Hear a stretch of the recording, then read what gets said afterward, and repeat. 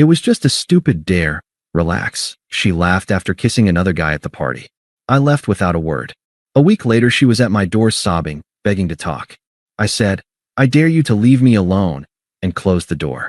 Hey viewers, before we move on to the video, please make sure to subscribe to the channel and hit the like button if you want to see more stories like this. Thanks. I think somewhere along the line, Jessica forgot I was a real person. To her, I was this stable boyfriend. I was the NPC in her life's movie who paid half the rent, walked her dog when she was hungover, and listened to her complain about her marketing job for hours without interrupting. I was the safety net. I was the guy who was always there, which meant she never had to worry about losing me. And because she didn't worry, she stopped respecting me. It didn't happen overnight. It was a slow creep of small disrespects. A joke at my expense in front of her friends. Flirting with the waiter for better service. Canceling our dates because something more fun came up. Whenever I brought it up, she'd roll her eyes and hit me with her favorite weapon. "You're so insecure, Mark." It's not cute. That word, insecure, was like a leash she used to choke me into silence. If I didn't like her dancing on a table, insecure. If I didn't like her texting an ex, insecure. I stayed because I loved her, and I convinced myself that this was just her personality. High energy, magnetic, the life of the party. Then came the house party at Tyler's place. It was one of those crowded, humid nights where the bass shakes the floorboards and the kitchen is packed with people shouting over the music. Jessica was in rare form. She was wearing a dress she knew turned heads, and she had been drinking tequila since we walked in. I was leaning against the kitchen island, nursing a beer, watching her hold court in the living room. She was sitting on the armrest of a couch, laughing loudly at everything this guy, Ryan, was saying. Ryan was the type of guy who peaked in college and was frantically trying to keep the momentum going in his late 20s. Loud, arrogant, and clearly interested in my girlfriend. He knew I was there. He just didn't care. He'd make eye contact with me, smirk, and then lean in closer to whisper something in Jessica's ear. I walked over, placing a hand on the small of Jessica's back. "Hey," I said, keeping my voice low. "I'm gonna grab some water. You want anything? Maybe slow down a bit on the shots." She stiffened immediately. She pulled away from my hand like it was hot iron. "Oh my God, stop," she snapped, loud enough for the circle of 5 or 6 people to hear. "I'm having fun. Don't be such a dad, Mark." The group laughed. Ryan laughed the loudest. "Yeah, Mark. Let the girl breathe." I felt the heat rise in my neck, but I swallowed it. "I'm just checking in, Jess." "Well, stop checking," she said, turning her back to me to face Ryan again. "You're killing the vibe." I should have left then. I should have walked out, got in my car, and never looked back. But I stayed. I retreated to the corner, checking my phone, pretending I wasn't humiliated. An hour later, the dynamic shifted. The music turned down, and someone suggested truth or dare. It's a game that should have died in high school, but with enough alcohol, adults turn into teenagers. I sat on a folding chair outside the main circle, watching. Jessica was on the floor, cross-legged, flushed and glowing with the attention. Ryan was sitting directly across from her. The game started tame, embarrassing stories, daring someone to chug a drink. Then it got nasty. The sexual tension in the room was thick, and everyone seemed to be feeding off it. When it was Ryan's turn to dare Jessica, the room went quiet. He leaned forward, elbows on his knees, a predatory grin on his face. "Okay, Jess," Ryan said, spinning his red solo cup in his hands. "Truth or dare?" "Dare," she said instantly. She glanced at me for a split second, a look of defiance, before locking eyes with him. "I dare you," Ryan said, his voice dropping an octave, "to kiss the person in this room you're most attracted to, besides your boyfriend." The room erupted in oohs. A normal, respectful partner would have laughed and said, "No, that's weird," or picked a girlfriend for a quick peck on the cheek to diffuse the tension. Jessica didn't do that. She laughed, a nervous, excited sound. She looked at me. I stared back, my face blank. I was testing her. I wanted to see if she had any respect left for us at all. "Well," Jessica giggled, "a dare is a dare. I'm not a chicken." She crawled forward on her hands and knees. She moved toward Ryan. The air left my lungs. She's actually going to do it, I thought. She's going to peck him on the lips and call it a joke. It wasn't a peck. She grabbed Ryan by the back of his neck, pulled his face to hers, and smashed her lips onto his. It wasn't funny. It wasn't playful. It was hungry. Her fingers tangled in his hair. He grabbed her waist. They made out, full tongue, heavy breathing, for a solid 10 seconds while the room screamed and cheered. I sat there, frozen. I watched the woman I had been planning to propose to make out with a stranger in front of 20 of our mutual friends. When she finally pulled back, Ryan looked smug. Jessica looked exhilarated. She wiped her mouth, laughing, her face bright red. Then she looked at me. She saw the look on my face.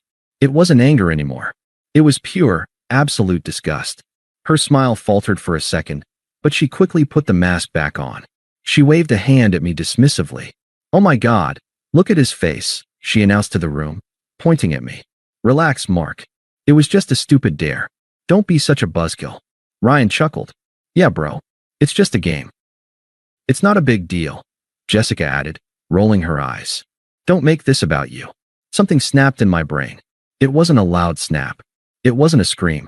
It was the sound of a heavy anchor chain finally breaking, letting the ship drift away. I didn't stand up and flip the table. I didn't punch Ryan in his smug jaw. I didn't scream at Jessica. I realized in that moment that any reaction, any emotion at all, was currency she would use to call me crazy or controlling. She wanted a reaction. She wanted to be the prize two men fought over. I refused to play. I stood up slowly. The room was still buzzing, people whispering and giggling, waiting for the drama. Jessica was watching me, her chin tilted up, daring me to make a scene. I looked at her. I didn't look at Ryan. Just her. I looked at her like she was a stranger I had accidentally made eye contact with on the subway. No love. No hate. Just nothing. Then, I turned around and walked toward the front door. "Mark," Jessica called out. Her voice had a sharp, annoyed edge. "Where are you going? Don't be dramatic." I kept walking. I opened the front door and stepped out into the cool night air. The silence outside was shocking compared to the noise inside. "Mark," she yelled again, louder this time. I heard footsteps behind me, but I didn't stop. I walked to my car, unlocked it, and got in. My phone buzzed as I turned the ignition. A text from Jessica. "Jessica, 11:42 p.m. Are you seriously leaving? You are embarrassing me." It was a game. I didn't reply. I threw the phone onto the passenger seat and drove. We lived together. It was technically my apartment. I was on the lease. She just transferred me rent money whenever she remembered, but her stuff was everywhere. I pulled up to our building. The clock on the dashboard read 11:55 p.m. I knew her habits. She wouldn't leave the party yet. She was too proud. If she left now, she'd look like she was chasing me, and Jessica didn't chase. She would stay, drink more, flirt with Ryan to punish me for leaving, and crash at a friend's place or stumble home at 4 a.m. expecting me to be awake and angry. She expected a fight. She expected me to demand an apology so she could withhold it. I walked into the apartment. It smelled like her vanilla candles. It felt like a tomb. I went to the bedroom and pulled my 2 large suitcases from the closet. I didn't pack emotionally. I packed strategically. Clothes, laptop, important documents, the watch my grandfather gave me, the external hard drive with all my work. I moved with the efficiency of a soldier breaking camp. I didn't smash her pictures. I didn't cut up her clothes. I simply removed myself from the equation. I cleared out the bathroom cabinet, leaving her clutter of makeup and creams behind. I took my pillows. By 12:45 a.m., the car was loaded. I did one last sweep of the apartment. I took the spare key off the hook by the door. I left my key on the kitchen counter, right next to the framed photo of us from Hawaii. I looked at that photo. We looked happy. I remembered that trip. I paid for it. I planned it. And she spent the whole week on her phone posting stories to make her friends jealous. I realized I hadn't been dating a partner. I had been funding an audience member. My phone buzzed again. "Jessica, 12:50 a.m. Ryan is offering to drive me home since my boyfriend is a child. Don't wait up." Manipulation. She wanted me to panic. She wanted me to text back. "No, I'm coming back. Please don't get in the car with him." I looked at the text and felt relief. I opened the settings on my phone. Block contact, Jessica. Then I went to Instagram. Block user. Facebook. Snapchat. LinkedIn. Block. Block. Block. I drove to a 24-hour motel on the edge of town. It wasn't glamorous, but it was quiet. I sat on the edge of the stiff bed, staring at the wall. I expected to cry. I expected to feel heartbroken. And I did, in a deep, dull way. But mostly, I felt like I had just walked out of a burning building. I coughed the smoke out of my lungs and took a deep breath of clean air. The next morning, I woke up to 3 missed calls from a number I didn't recognize. Probably one of her friends. I ignored them. Then, a voicemail notification popped up. It was from our mutual friend, Sarah. I debated deleting it, but curiosity won. I held the phone to my ear. Mark? It's Sarah. Look, I don't know what's going on, but Jessica is freaking out. She got home, and she said your stuff is gone? She's crying hysterically. She said she didn't mean to hurt you, and she doesn't know where you are. Just call her, okay? She's really sorry. I hung up. She's sorry my stuff is gone, I corrected mentally. She's not sorry she humiliated me. She's sorry the safety net vanished. I didn't call back. Instead, I called my landlord. Hey, Mr. Henderson. It's Mark. Look, there's been a situation. I've moved out. The lease is up in 2 months, right? I'll transfer you the full rent for the remainder of the lease today. Keep the security deposit, but take my name off the renewal. Whatever happens in that apartment from this second forward isn't my problem. Okay, Mark, the landlord stammered. Is Jessica staying? That's up to her, I said. But she'll have to pay for it herself. I hung up and transferred the money. It was a lot, thousands of dollars I had been saving for a ring. But paying for my freedom was the best investment I could ever make. I was technically homeless, single, and starting over. But as I sat in that diner eating cheap eggs and toast, I realized something important. I had won the game. I had finally stopped playing. But the thing about people like Jessica is that they don't know when the game is over. They think every silence is just a pause before the next round. She didn't realize that I hadn't just paused the game. I had unplugged the console and thrown it in the trash. And she was about to realize just how loud silence could be. The silence lasted for about 3 days. That's how long it took for the shock to wear off and the panic to set in. During those 3 days, I was a ghost. I went to work, I went to the gym, and I went back to the motel. I didn't post on social media. I didn't check her stories. I didn't ask about her. But just because I wasn't looking didn't mean the world stopped turning. Since I had blocked Jessica, she deputized her friends to do her dirty work. In the Reddit world, we call these flying monkeys. People sent by the narcissist to guilt trip the victim back into line. On Wednesday, I walked out of my office building to find Sarah, the friend who had left the voicemail, leaning against my car. We need to talk, she said, crossing her arms.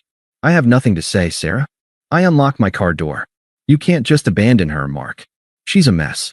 She hasn't eaten in 2 days. She's scared. I stopped and looked at Sarah over the roof of my car. Scared of what? The consequences of her own actions. It was one kiss, Sarah shouted, attracting stares from people walking by. One drunken, stupid kiss. And you left her with the rent. You cleared out the bank account. I took my half of the savings, I corrected calmly. And I paid the rent for the rest of the lease. She has a roof over her head for free for 2 months. Most guys would have left her with the bill. If she can't figure out her life in 60 days, that's not my problem. But she loves you. No, she doesn't, I said. She loves that I pay the bills and fix her car. She loves that I'm safe. But she doesn't respect me. And Sarah? If you were a real friend to her, you'd tell her to grow up instead of coming here to harass me. I got in the car and drove off. Later that night, I got the full story from Tyler, the guy who hosted the party. He was one of the few friends who actually had a moral compass. We met for a beer, and he looked uncomfortable. You did the right thing, man, Tyler said, shaking his head. I thought you should know about Ryan. I took a sip of my drink. What about him? He didn't go home with her that night, Tyler said. After you left, Jessica was kind of waiting for him to make a move. She thought they were going to leave together. Ryan laughed in her face. He told her, I don't do drama, and you look like a lot of drama right now. Then he left with some girl from marketing. I felt a cold, dark satisfaction settle in my chest. So, I said, she torched her 3-year relationship for a guy who rejected her 5 minutes later. Yep, Tyler said. And everyone saw it. She's humiliated, Mark. That's why she's spiraling. It's not just that she lost you. It's that she lost you for nothing. She had gambled everything on a pair of twos, and the house had taken it all. On Saturday morning, exactly 1 week after the party, the knocking started. I was staying at a short-term rental apartment I'd found on Airbnb, a quiet studio across town. I hadn't told anyone the address except my parents. But Jessica is persistent when she's desperate. She must have gone to my parents' house and cried until my mom, who has a soft heart, gave up the location. I looked through the peephole. It was her. But it wasn't the Jessica from the party. The glowing, arrogant girl in the red dress was gone. In her place was a woman who looked like she hadn't slept in a week. She was wearing one of my old, oversized hoodies, a calculated move to trigger my nostalgia, and her hair was pulled back in a messy bun. Her eyes were puffy and red. She knocked again, softer this time. "Mark? I know you're in there. Please." I debated not opening it. I could have called the police. I could have put headphones on. But I knew that unless I killed this hope directly, she would haunt me for months. She needed to hear it from me. I unlocked the deadbolt and opened the door. She gasped when she saw me. I looked rested. I was dressed in fresh clothes. I looked like a man who was moving forward. "Mark," she breathed, reaching out to touch my arm. I took a subtle step back, out of her reach. "What do you want, Jessica?" She flinched at the coldness in my voice. Tears instantly welled up in her eyes. I just wanted to see you. I've been calling and texting. You block me everywhere." "That's generally how breakups work," I said. "We didn't break up," she cried, her voice cracking. "You just left. You didn't even fight for us." "There was nothing to fight for," I said. "You made a choice. You chose Ryan. You chose the laugh. You chose the audience." "It was a dare," she sobbed, the tears finally spilling over. "I was drunk. I wasn't thinking. It didn't mean anything. He's gross. He means nothing to me." "I know," I said. "I know he means nothing. And I know he dumped you immediately. That's the only reason you're standing here. If he had taken you home that night, you wouldn't be knocking on my door today. You're not here because you love me, Jess. You're here because you realized the grass on the other side was fake plastic turf." Her face crumbled. She knew I was right, but she couldn't admit it. "That's not true," she pleaded. "I love you. I miss us. I miss our life. I'm so sorry, Mark. Please. I'll do anything. I swear to God, I will do anything to fix this." She dropped to her knees. It was a theatrical, desperate gesture. She grabbed my hand before I could pull away, pressing her forehead against my knuckles. "Tell me what to do," she begged into my hand. "I'll quit drinking. I'll cut off all those friends. I'll give you my passwords. Test me. Punish me. Just dare me to do something. Dare me to prove I love you." I looked down at her. I felt a flicker of pity, but it was distant, like watching a character in a movie make a bad decision. I realized then that I didn't hate her. I just didn't know her. The woman on her knees wasn't my partner. She was a stranger who had mugged me for 3 years of my time. I pulled my hand from her grip gently, but firmly. "You want to dare?" I asked softly. She looked up, hope flooding her eyes. She thought she had me. She thought this was the negotiation phase. She nodded frantically, wiping her face. "Yes. Anything. Name it." I looked her dead in the eye. I didn't smile. I didn't frown. I just delivered the truth. "I dare you to leave me alone," I said. "Forever." The hope died in her eyes instantly, replaced by a look of pure shock. Her mouth opened, but no sound came out. "Goodbye, Jessica," I said. I stepped back and closed the door. I threw the deadbolt. Click. I heard a wail from the other side, a guttural, broken sound. Then sobbing. Then banging on the door. I walked to the kitchen, put on my noise-canceling headphones, and turned on a podcast.